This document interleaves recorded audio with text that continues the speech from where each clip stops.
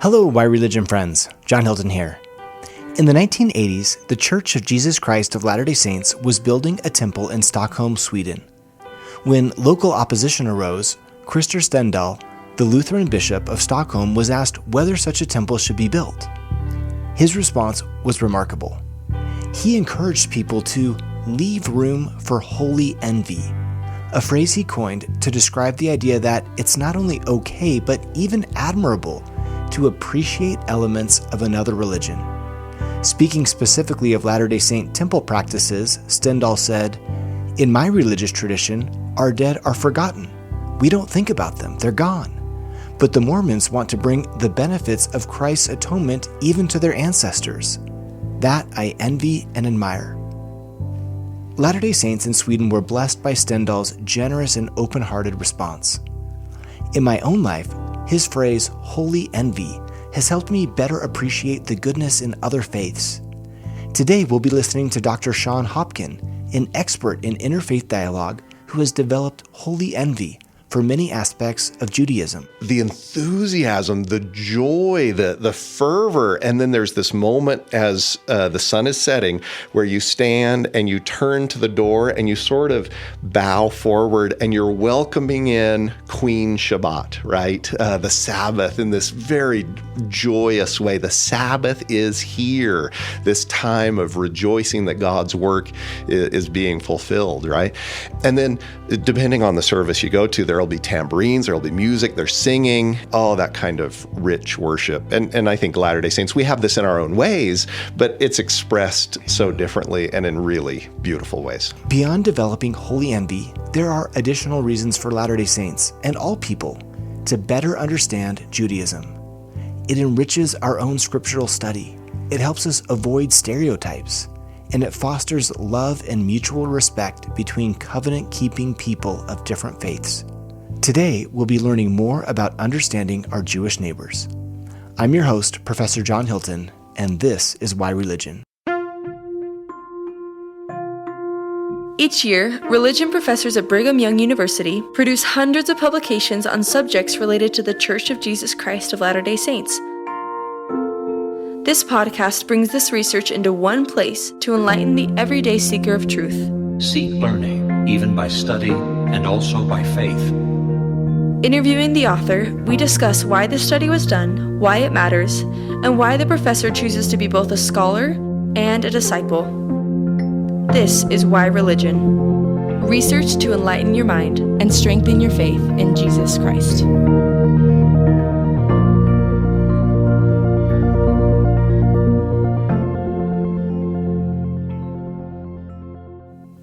Today, we get to hear Jared Halverson interview his colleague Shon Hopkin about his recent book, Understanding Our Jewish Neighbors. I'm excited for this discussion. Let's dive in. Shon, I'm so grateful to have you back on Why Religion. This is your third time. Your first two were amazing. I actually re-listened to them both as I prepared for this. And as you spoke the first time about Psalm 22 and the crucifixion, I spoke the second time about Cain's unacceptable sacrifice. You have taught our listeners well already, so we're so glad to have you back. Jared, you may need a raise. It's really good to be here, and what a delight to do this with you. Thank you for the invitation. Well, honestly, I've been itching for this one. We were talking before we started recording that today we're talking about a whole book, not just an article. And you said, wow, you read the whole book? And I said, well, this is a book I wanted to read anyway. The chance to be able to discuss it with you has been a blessing. It's something I've been looking forward to. This is a book that you called Understanding Our Jewish Neighbors. You wrote it in conjunction with a rabbi, Mark Diamond, and looking forward to hearing from him through you today. But it's part of a series with several other titles that are similar. One was Understanding Our Catholic Neighbors, and another was Understanding Our Evangelical Neighbors.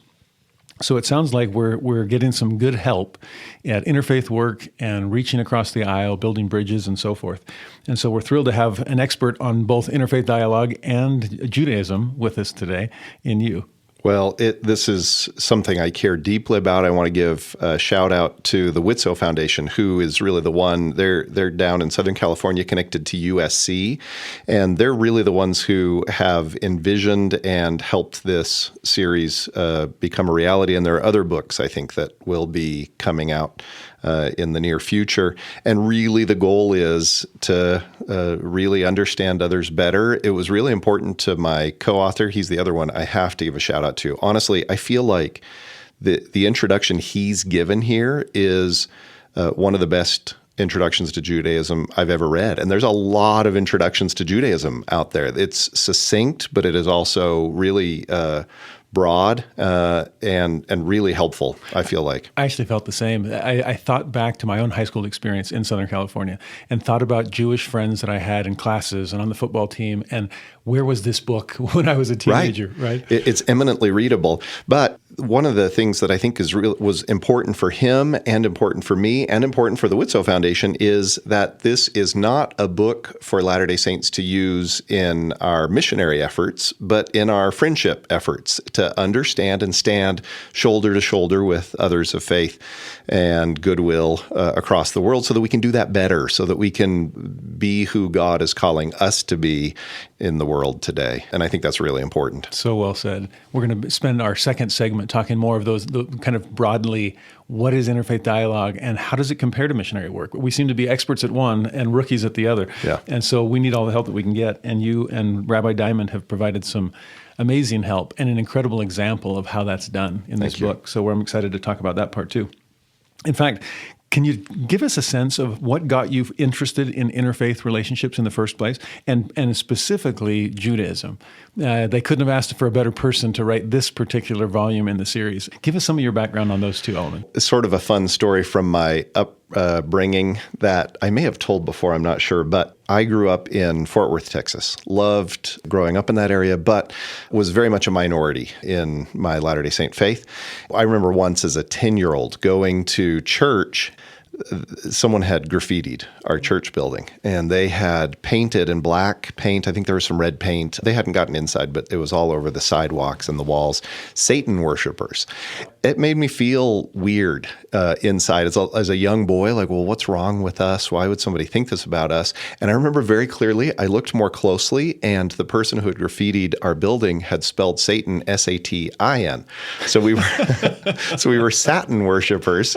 And then I had these images of, us, humorously, bowing down to these satin cloths and that kind of thing. Linen. And actually, it was this fascinating moment where I was like, oh, well, these are the kind of people who treat others like that. They don't know anything about me. These they don't understand, and they're not trying to understand the world around them. And that sort of shifted my sense of self, actually, and my sense of self as I interact with the world. I want to be a different kind of person than that, someone who understands those around me. And as I continued to engage with my incredibly faithful friends throughout high school, sometimes their efforts at sharing their evangelical or Baptist or Christian faith with me were very positive and were help build my own faith and strengthen my understanding of God and of Christ. And then other times they were just pointed negatively at me, and I finally had to draw a line and say that is not going to help in our relationship. I don't want to engage in those ways, and I refuse to. And so I've tried to play that forward in the way that I interact with others. So that early sense of living with others in positive and healthy ways really did inform things. And then Judaism. I honestly, Jared, informed by Joseph Smith's love for the Hebrew language, his enthusiasm about the Hebrew language, and then a love for scriptures that, like many Latter-day Saints, developed early, but then was really enhanced in the mission field, came back just really wanting to dig in, and then moved my major to ancient Near Eastern studies, and that kind of engagement has only broadened over time, and there's more stories I could tell, but that's probably enough for now. Well, I love the combination of you come at this topic personally and intellectually and spiritually. There's so many aspects that have pointed you toward Judaism. And like you said, I think as Latter-day Saints, there's a certain natural draw to understand our brothers and sisters of the house of Israel Yeah, as well. absolutely. So Well, let's dive into some of the things that you and Rabbi Diamond write in this book then. There's some tag team going on within it of him explaining Jewish beliefs and then you responding to them, looking for both similarities and differences. Some space for holy envy in there as well, which we'll talk about. One of the things I appreciated most was that you listed several areas that had great potential for fruitful dialogue. Not just in terms of here's a landmine to avoid, but rather here's something that you'll really learn a lot, and the dialogue itself will be fruitful. Let me mention a few of the ones that you list, and I'd love to hear you discuss any or all of them that you like. One was the various roles and metaphors that Judaism uses to describe God, whether that's God as king or as warrior or as father or as shepherd. Another was the millennial age, kind of the Messianic era, which would be interesting. And a third was the Abrahamic covenant, which we hear spoken of so frequently by President Nelson, for example. What might Latter-day Saints learn by discussing these kinds of topics with a Jewish friend or neighbor? And another quick shout out to Rabbi Diamond, who, as you can tell as you read the book, he did the heavy lifting in this book, right? Mine was the joyous sort of responsibility to respond. I'd say you guys were I lifted as well. behind. I lifted as well, but I was in a position to interact with the descriptions that he was giving, and one of the really beautiful challenges for him and then for Latter-day Saints as we understand our Jewish neighbors and friends is the great variety that exists with Jewish thought. And so you'll have Jews who believe very strongly in a millennial era of peace with a Messiah. And then you'll have others who sort of see that as a metaphor for what we are going to create. And they're working very, very hard to try to create that. And they do that both through faith and acts of service and trying to lift others, but also through science and trying to understand our world better. You really have to work to say, well, where are you coming from? And not bring too many assumptions into the conversation. Latter-day Saints are premillennialists. We believe Christ will come and fundamentally change things at the beginning of a millennial reign. But we also believe that we're preparing for that as well. And so there are certainly connections for post-millennialists who sort of see humans, God's creations and God's children bringing this millennial era about, and then God comes sort of at the culmination of that. Exploring that topic is fascinating. You will have you have Jews that are atheist, that are agnostic, and so you have this wide range where it's a people and peoplehood, where it's a religion and religious belief, and so it's so fascinating in that way. And often, and we'll probably dig into this a little bit more later on, Latter-day Saints come with this expectation of what they're going to find. Oh, you're going to believe basically what I do, but with a few key differences. It's a joyous exploration, and I hope it will be a joyous exploration rather than, oh, well, you're really different than I am, and that may or may not be true. Let me just say another thought. Let's go to this one that you bring up about God, King, Warrior, Father, Shepherd. One of the really satisfying things for me as I engage in interfaith dialogue is that sometimes it's just different words and descriptors that are used. It's not that the concepts don't exist in my own religious thinking, but that the way that they're described expands my mind in ways that are really powerful. It helps me be a better member of the Church of Jesus Christ of Latter-day Saints and think about things more deeply. And so it's not that we don't think of God as king or God as warrior, but exploring those topics with someone who has come at this from different angles can only improve and deepen and enrichen our own sense of who God can be in our lives. So true, so true. Anything you'd want to say about the Abrahamic covenant? We care deeply about the Abrahamic covenant. I'm really grateful for President Russell M. Nelson's encouragement, and what a wonderful blessing it's been to have him leading us in understanding better and as we would see it, prophesying eye to eye across the millennia, right? Hebrew Bible prophets, Old Testament prophets, New Testament prophets, and now modern prophets, still talking about and caring about the Abrahamic covenant. And I think that's been exciting for Latter-day Saints. Sometimes Latter-day Saints have thought, why are we talking about this so much? And you're Jews, of course, this is central to them. And Rabbi Diamond digs in on that. But there are then going to be some assumptions that everything's exactly the same. But sometimes the way we think about covenants, in which there's this sort of individual entry into a covenant relationship, as opposed to, no, I'm born into a family, right? Naturally part of this community. And we think of that maybe in more individualized, still communal, right? And community building, but individualized ways. And so exploring how that is expressed in each of our religious traditions and approaches, I think, can be really fruitful. That's so helpful. I think in some ways also understanding covenant from the Jewish perspective helps us overcome what might be in some LDS circles a tendency toward supersessionism. This concern of, has Christianity replaced Judaism, yes, which is such a sticking point in Jewish-Christian relationships, right? And I think as Latter-day Saints, I sometimes joke that if Christianity struggles with supersessionism, Latter-day Saints sometimes struggle with super-duper sessionism because it's not just Judaism, but historical Christianity as well. And I love what your book has done to help draw out the eternal nature of that covenant with God's children and his chosen people, Jews, Christians, Latter-day Saints alike. Thank you. I mean, this circles back to one of your original questions and points about what draws Latter-day Saints to a study and understanding of Judaism. The Book of Mormon does, right? And it's emphatic. You think of 2 Nephi 29 and other places where it is making a big deal. I have not rejected that the covenant is still in effect, and do not spurn my ancient covenant people. Those promises are still there and available.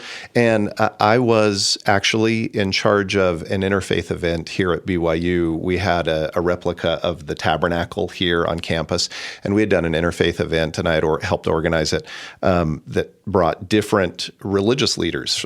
So we had Catholic, Eastern Orthodox, Evangelical, Latter-day Saint, Jewish. I think we had a Muslim presenter as well. What does the tabernacle mean to us? Well, one of the Christian presenters was pretty negative, and he said, the tabernacle means nothing to me. These things are meaningless. They're dust and ashes in the greater light of the gospel of Jesus Christ. This stuff is smoke and mirrors. It doesn't matter anymore. And he was very strong, and he had brought a contingent with him who were enthusiastic about and he bore a beautiful witness of Christ, actually. But my Jewish friend who was presenting, I talked to him afterwards and said, I hope you're okay. And fortunately, I had the opportunity to stand up last and just say, this is not how Latter-day Saints feel.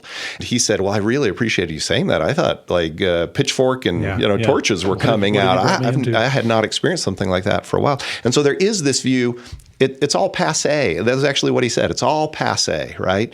We're called not to approach things in that way, to understand God's eternal covenant, so to speak, in ways that are different than some, not all certainly, but some of our Christian neighbors. Wow, I can really see why that Jewish participant would be so grateful for what Latter-day Saints are bringing to the table. Yeah. And in return, in the book, you spend a lot of time discussing the things that you see in Judaism that you're grateful that they bring to the table. Yes. You mentioned the term holy envy several times, and the entire book is a beautiful example of that. Rabbi Diamond returns the favor at the end and expresses some of his holy envy for the restored gospel. Could you speak a little bit more about what that term entails, and maybe discuss some of the areas in which you feel that kind of holy envy towards our Jewish brothers and sisters? Yeah, thank you. Well, and I do want to hasten to add that in my statement of, Latter-day Saints don't feel that way, and we obviously don't always do things super well in these areas. Like we have improvements to make, and we can be more charitable, kinder, and better in the ways that we engage with others. And in so many ways, your book is an attempt to help us hopefully accomplish exactly that. So. I felt that. Yeah. Well, so holy envy. Krister Stendahl is the one who coined this phrase famously for those who engage in interfaith dialogue, and it was part of three keys that he had to understanding other religions. One was holy envy, and I'll come right back to it. Another one was try to understand what others believe from their own perspective. And so this book is trying to model that, where Rabbi Diamond is actually the voice telling us what Jews believe. I'm not the voice telling us what Jews believe. You and I aren't modeling that quite as well here in this Why Religion, but I know Rabbi Diamond will listen to this appreciatively. And we're talking about the Latter-day Saint view of these things. And then the third one one is don't resist the impulse to compare your worst with someone else's, or your best with someone else's worst, right? And so those are the three rules. But holy envy has really had it's a nice phrase, and it's really caught on. And the idea is find that in the beliefs of the other that you long for, that draw you, right? So what you're trying to do is to see their own beliefs through their eyes. What draws them? What enlivens them? What gets them excited? What lights the fire of their faith in their own religious beliefs? And I would say until you have done that, you have not understood. You have not actually engaged in interfaith dialogue. And if there's not space for that, if we are too defensively postured to be able to actually listen to others and hear what they're saying, then that may say something about our own inner commitments that we need to check. To me, my own beliefs are so powerful to me that then it gives space to appreciate the power of somebody else's beliefs, and it enhances my sense of who I am rather than diminishing my sense of who I am. So that was actually my own twist on Krister Stendahl. He's saying, what is there that you have some longing for? Beautiful description. So within Judaism, what are some examples for you for holy envy? Yeah, and some of those that I mention in the book. If you were to go to a worship service at synagogue and the rich liturgy, and it takes some getting used to maybe for Latter-day Saints, but there's and it depends. It's going to be different in different places, but there's going to be a prayer book, and you're reciting things together and praying, and sometimes you stand, sometimes you sit, and then you'll sort of elevate. I was at a synagogue and a Shabbat service welcoming in Shabbat or Sabbath on Friday evening when I was in Israel, when I was in Jerusalem. The enthusiasm, the joy, the fervor, and then there's this moment as the sun is setting where you stand and you turn to the door and you sort of bow forward and you're welcoming in Queen Shabbat, right? The Sabbath in this very joyous way. The Sabbath is here. This time of rejoicing that God's work is being fulfilled, right? And then depending on the service you go to, there'll be tambourines, there'll be music, there's singing, all that kind of rich worship. And I think Latter-day Saints, we have this in our own ways, but it's expressed so differently and in really beautiful ways. Sounds like the Church of Joy that Elder Karen was talking about. Yes, and I think we're trying to accomplish that. Exactly. And sometimes seeing the ways that others do that is really, how do I bring that a little bit into my own space? I don't have to do it the way they're doing it, but how do I bring what they're accomplishing into the ways that we do things in our own space? So true. One of the others that you mentioned in the book several times, different places, was this tendency within Judaism to embrace the wrestle, to ask questions, to seek answers. You quote Rabbi Jonathan Sacks at one point, who said, "To ask is to believe that somewhere there is an answer. We ask not because we doubt, but because we believe." And I think within our faith community, people are wrestling with questions and they're seeking answers, and they're engaging in the wrestle. And I wonder, could you speak to the what you see in Judaism that might help inform Latter-day Saints in their own search for truth? Well, one of the things, at least in my own engagement, both in my own space and with my Jewish friends, that I see as at least a somewhat prevalent distinction is Latter-day Saints, we have sort of we've trained ourselves to be eminently nice, right? We're going to be nice, and hopefully what we mean is we're being kind. But it can become superficial, and so that we can never really dig into issues without someone feeling like, oh well, he's threatening, or that person is threatening who I am. No, and Jewish people tend to, in their study forms and habits, in their paired learning, their chevrutah, and in their ways of studying Scripture, they will challenge each other and they will push hard and they will dig, because the quest isn't for you to come away feeling like you're awesome and I'm awesome, but we're seeking after truth here.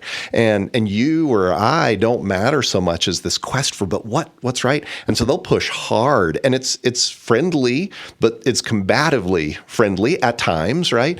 And there's something really beautiful about that push? Well, and challenging each other to think better, to think more deeply. I don't know that we have too many places where we would be comfortable with that. And I'm not saying that's wrong. We are worried about, we want to make sure that contention is not something we bring into our worship. But if we could lovingly just be more comfortable exploring more deeply, and truth is the quest, truth is the goal, and to be considerate of each other. I'm a fan of that as well. So anyway, that is something that's really fascinating to watch. No, I can picture in my mind Latter-day listeners hearing that and just feeling some of that same holy envy. Yeah. Of again avoiding the contentious disputation possibilities, but I want to understand this better. I want to dig in and. Where can I ask these kinds of questions?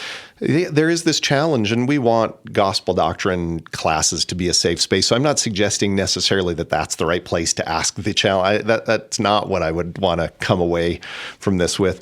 But every gospel doctrine teacher in the church, please no. A sigh of relief. Please no.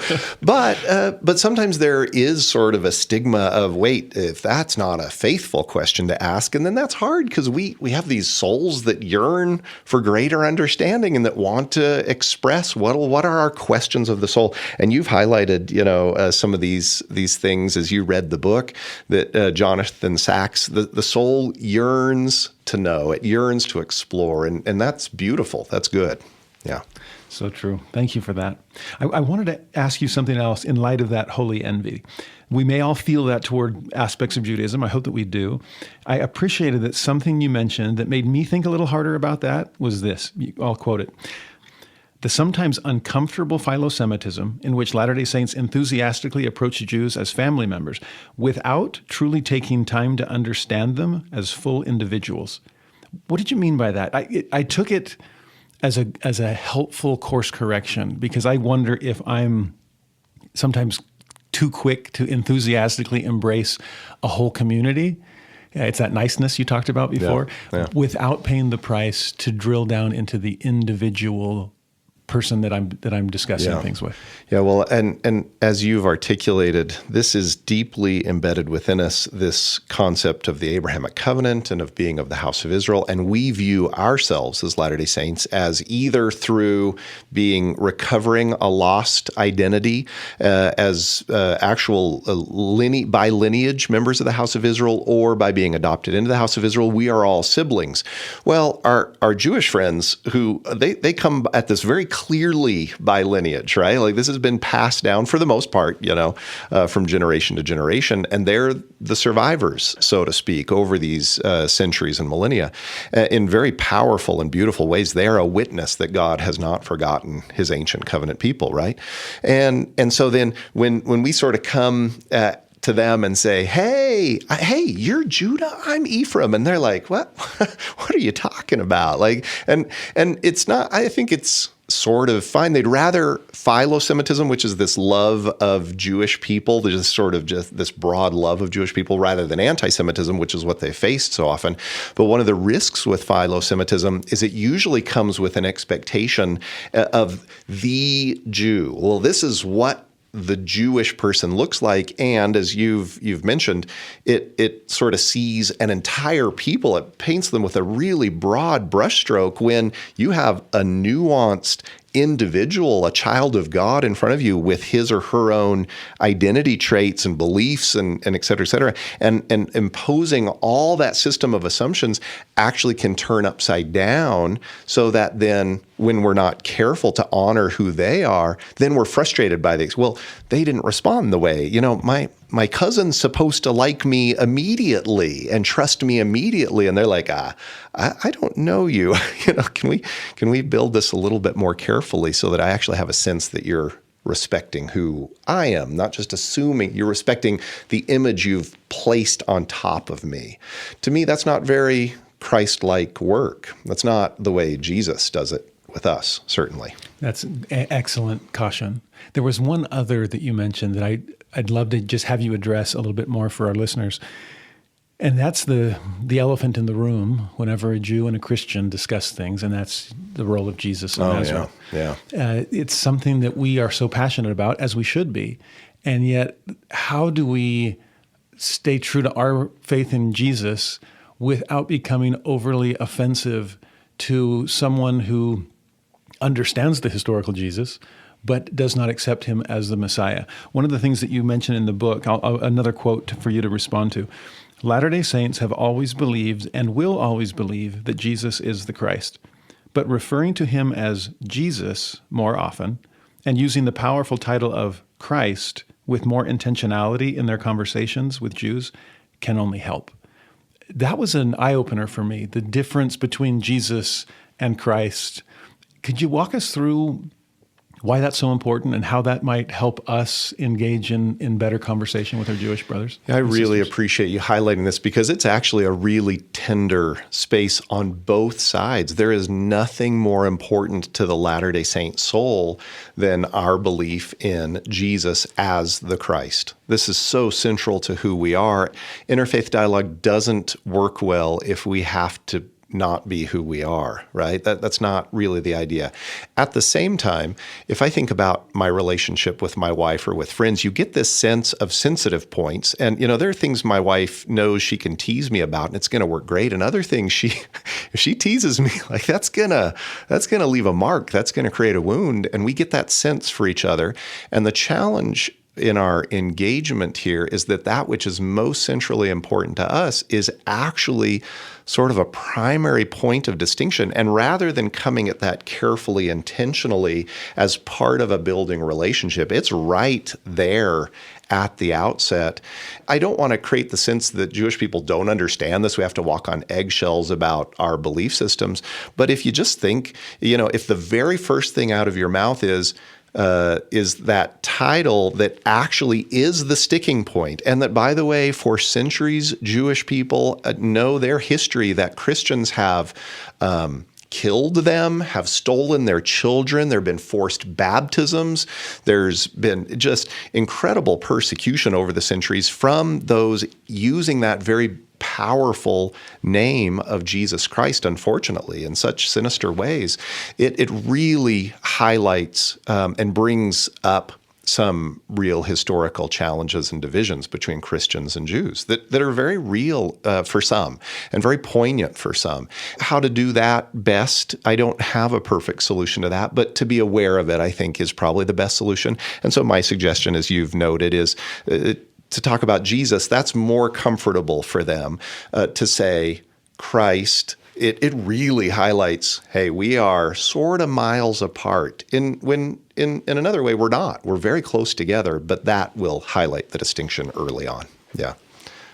As a believer in Jesus, the Messiah, Jesus, the Christ, that's very important for my Jewish friends at some point to really know and understand, maybe from the beginning, but also then to show love, to show charity, to show compassion, as I would hope they would show to me in their engagements with my own sensitive spaces, because I've got them as well as a Latter-day Saint. I think this is what the being that we worship also calls us to do, and figuring out how to do that. I believe Jesus was a master at that, and sometimes it takes some work to figure out how best to follow his example in these kinds of areas. If you're interested in more high-quality gospel scholarship, check out BYU's Religious Studies Center. The RSC recently published Planting the Acorn, The South American Mission by Mark Grover. In 1925, Elder Melvin J. Ballard dedicated South America for the preaching of the gospel and organized the South American Mission. This book examines the beginning of the church in South America. As Elder Ballard accurately prophesied, the work of the Lord will grow slowly for a time there, just as an oak grows slowly from an acorn. The South American Mission will be a power in the church. Today, South American members represent more than 25% of all church members worldwide. Let's learn more about this history. Planting the Acorn is distributed by Deseret Book and available at rsc.byu.edu. We've been listening to Dr. Hopkin describe ways that Latter-day Saints can build bridges with their Jewish neighbors. In Part 2, he discusses principles of interfaith dialogue more broadly and how we can apply them in our lives. Shon, in that first segment, you navigated us through Judaism beautifully.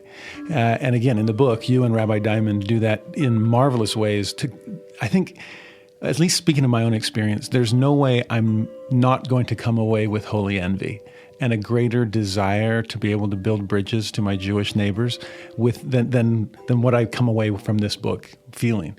In this second segment, I wonder if we can back up, zoom out a little bit, and see interfaith dialogue in general. Because for some listeners may have a lot of Jewish friends, others may have very few, but they have a lot of evangelical friends or a lot of Catholic friends or a lot of Muslim friends. One of the things I appreciated in this book as well was frequent discussion of principles of interfaith dialogue in general that can be really helpful as we go through. So if we could talk about some of these things, you go on to compare, for example, that what we typically try to do with people outside our faith is missionary work. That's something we're raised to understand. And you acknowledge that sharing the gospel, of course, is important, but you do a great job of clarifying the difference between missionary work and interfaith work as far as the purposes they serve. Could you speak a little bit more to those differences and what is interfaith dialogue meant to accomplish as opposed to missionary work? Yeah, thank you. So Doctrine and Covenants very powerfully says, I'm not sending you out to be taught. I'm sending you out to teach. You declare repentance. That's this authorized missionary message to the world, right? That God sends forth missionaries and that he wants all of us to share that message.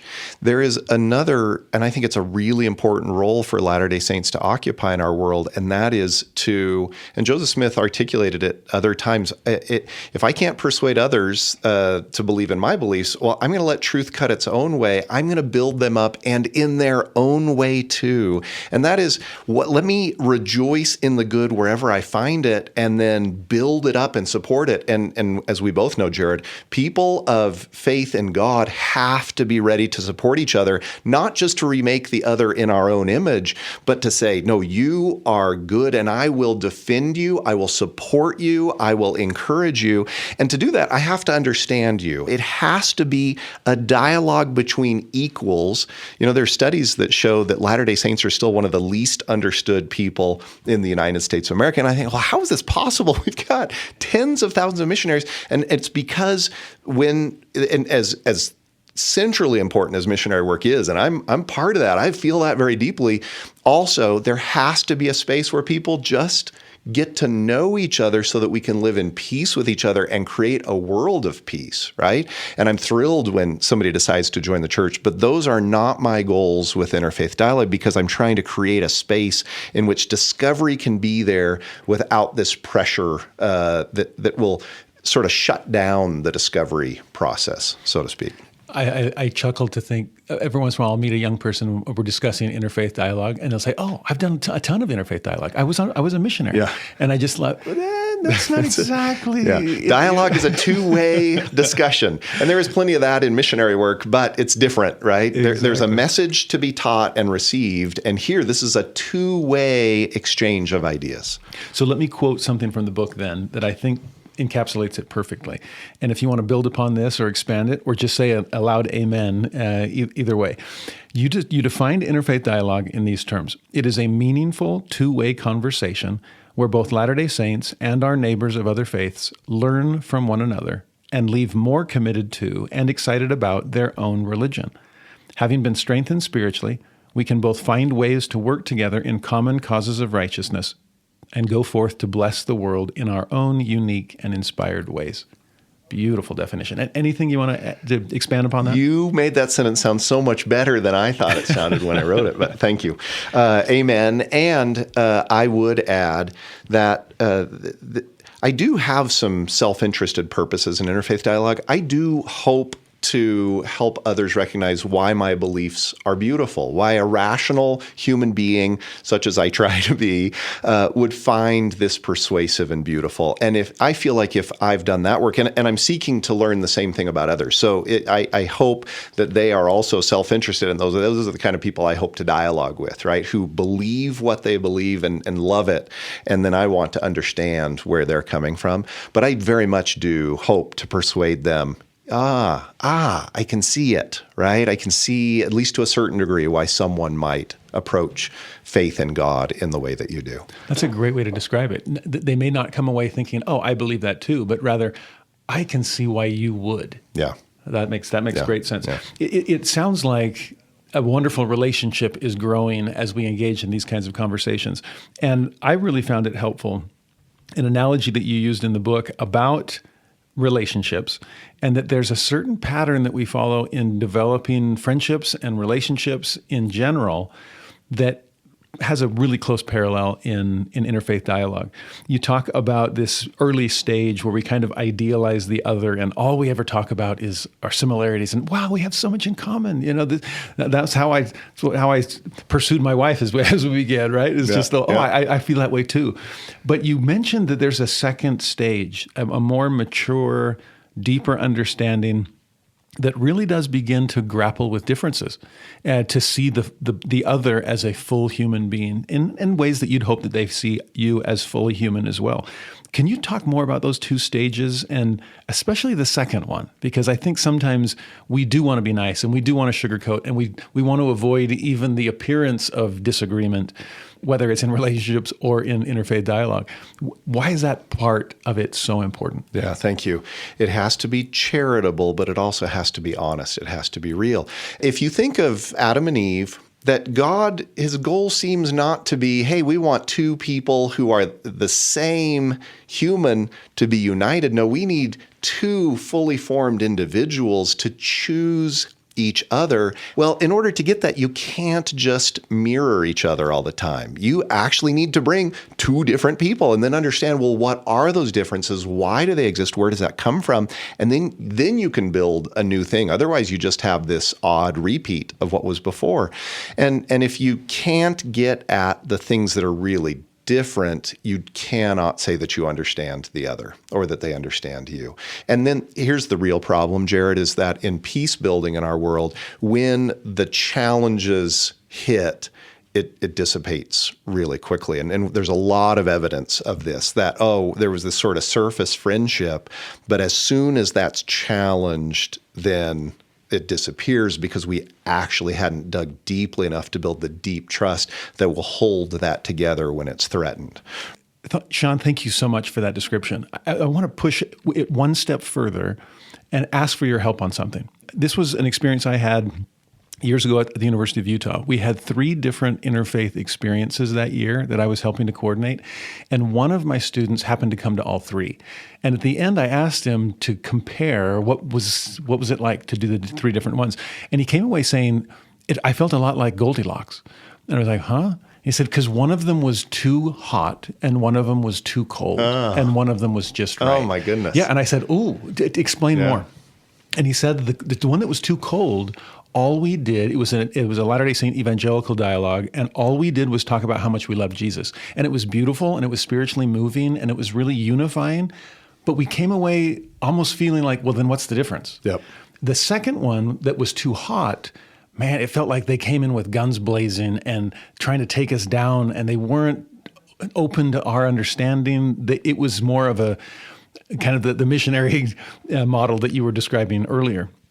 And then he said the third one was just beautiful combination of we saw the areas that we shared and we grappled with the areas that we disagreed in. And it never became hostile. We never lost the spirit of unity, but there was honesty as well as openness. Any suggestions, any counsel that you could give us as we try to aim for that Goldilocks zone? So first of all, Jared, that's such a good analogy. The too hot, too cold. That was just right. And I agree that when we try to build an interfaith dialogue, and this interfaith dialogue that Mark and I help others lead, that lasted 7 to 8 years, we really were very intentional about how we built that team. Those who were ready to be honest and vulnerable, but also, I think, charitable, right? So maybe 2 key attributes that are required: charity and, I guess I'm going to change it to 3: charity, honesty, humility, right?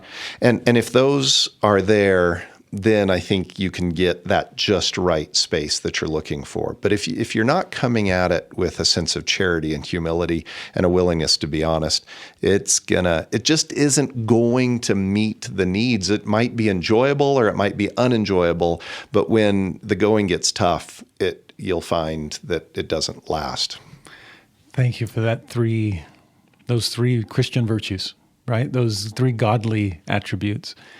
I do agree that if we'll work on our charity and our honesty and our humility, I just want to repeat those for all of us. I'll have those engraved on the fleshy tables of the heart, and our conversations will be far more fruitful. Yeah. One last question in this segment, if you'll allow me. Near the end of the book, you quote several Latter-day Saints, but one in particular, President Heber J. Grant, who said, "I believe in no other part of the world is there as good a feeling in the hearts of mankind towards the Jewish people as among the Latter-day Saints." And you've shared already some of the reasons that might be the case, some of our shared background and hopes and aspirations and identities and so on. Mike, I'm in this second segment, though, as we're expanding it to interfaith dialogue in general, I would hope that we can replace Judaism with any other faith and that people would still feel understood and feel loved, and that there would be a good feeling in the hearts of mankind along those lines. How do we make sure that President Grant's words remain the case with our Jewish friends? How do we expand it so that it can be said of all of our feelings towards those of other faiths? Any thoughts on that?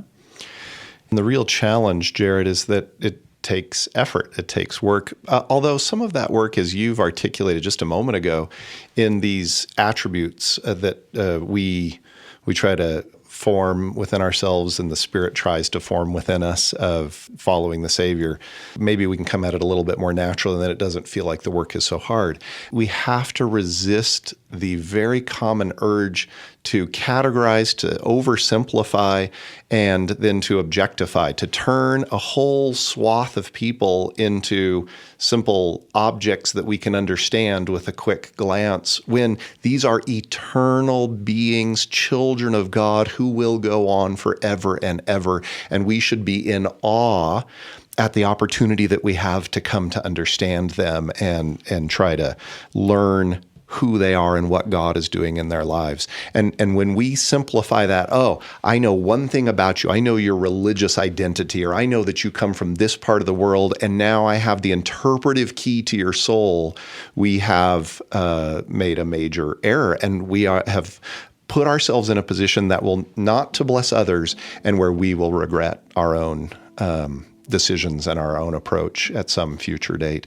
So may we dig in and really honor the incredible work that God is doing throughout the world with all of his children. May we try to represent our own beliefs as members of the Church of Jesus Christ of Latter-day Saints with charity, with integrity, with humility, so that this incredible work of the restored gospel can have its full persuasive power in this incredible world we live in. If you're interested in reading the book, Understanding Our Jewish Neighbors, we've provided a link to where you can purchase the book in our show notes and on our website, whyreligion.byu.edu. On this site, you can also find additional information about Professor Hopkin, including some of his other writings and previous Why Religion podcast episodes. But for now, it's time for our last segment, Part 3, where we get a little more personal. Here, Shon shares some lessons he's learned in the various callings that he served in. Shon, everything you've taught us today so far has been so helpful. I really do hope that our conversation leads to a lot of people reading the entire book, because they will learn so many incredible things, not only from you, but from Rabbi Diamond as well. Yeah. In this third segment, we typically try to become more personal, and thankfully, this is our third segment with you. In the first interview that you did, you talked more about your professional background and your educational journey to BYU, fascinating, which also has a lot of points toward your expertise in Judaism, sure, which is interesting. You also talked about in these prior interviews your approach to scripture study and how you've kept it meaningful and fresh, how you've maintained your faith throughout your academic endeavors. Those have been really helpful and inspiring to me, at least, and to our listeners. But one of the things you mentioned in one of them, just in passing, was you mentioned your time as a YSA bishop, and you've been a bishop more than once. And I'm just curious, as a bishop, you spend so much time with someone that is their own little world, like you described earlier. It's even, they're members of our faith, but it's an interfaith dialogue in many ways, as you're coming to understand the human being, the child of God across the table from you. And you have so many gifts along those lines, intrinsically already, I'm a beneficiary of those, just working with you here. I'm just curious, in all of those conversations and all the time that you've spent serving the Lord in those types of callings, what's the Lord been teaching you? A couple of things there. First, the Lord has been teaching me that He is alive and speaks and is powerful today, and that He can do His work and is doing His work, and that He is powerful in the lives and souls of each one of us. And I believe that so deeply, that God lives and that He loves each of these incredible people we get to rub shoulders with. I see so much that's remarkable and good. And then the second is that if and when we can love enough to truly see the person that we're interacting with in the ways that we've already sort of been discussing today, then it changes our interaction so that we can be kind, and we can also, with real kindness, challenge and seek to teach and to educate and to seek solutions with others, and I think have more power to encourage them to make changes, just as I need to make changes in my own life. And the better we come at that with charity, it doesn't soften everything we say in a way that the good disappears. In fact, it enhances it. It strengthens our abilities to help persuade others to do good.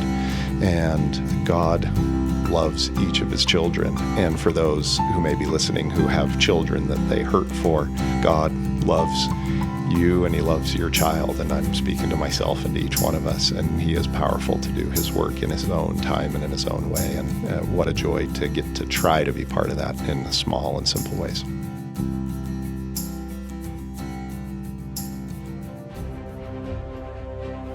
Thanks for listening to Why Religion. This podcast is a production of religious education at Brigham Young University in Provo, Utah. My name is John Hilton, the host and producer. The Why Religion podcast team also includes from BYU Religious Education, Professors Jenna Erickson, Casey Griffiths, Jared Halverson, Travis Searle, Ryan Sharp, Hank Smith, and Brad Wilcox. Promotional materials were created and distributed by Leanne Kopis and Katie King. Recording, mixing, and original music was done by BYU students Alec Galloway and Ethan Arkell. Original music and scoring for the Why Religion podcast was also created by the fabulous BYU student musicians Grant Cagle, Sam Clausen, Colette Jones, Alistair Scheuermann. If you enjoy what you've heard, please like and subscribe to Why Religion and leave us a rating. This really helps others discover the podcast. And join us next time as we continue to bring the everyday Latter-day Saint fascinating gospel studies done by BYU religion professors to enlighten your mind and strengthen your faith in Jesus Christ.